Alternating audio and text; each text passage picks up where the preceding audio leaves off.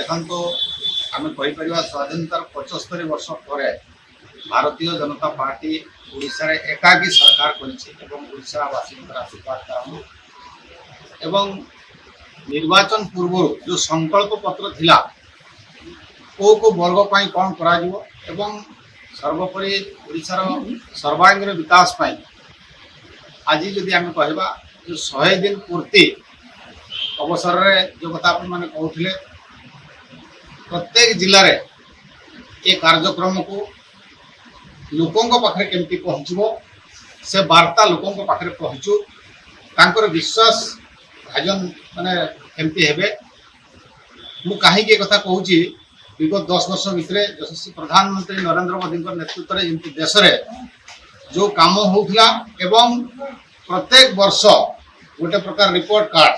जोटा कि जाइकी विभिन्न प्रदेश रे से कार्यक्रम होता ठीक से भाया 100 दिन पूर्ति अवसर रे मोहन सरकार कौन कौन करिसंती से वार्ता को लोक पाखे पहुँचापी पूरी ठारे से कार्यक्रम मुख्यमंत्री जो उपस्थित रहिबे एवं प्रत्येक जिले में जमी गत काली सुभद्रा योजनार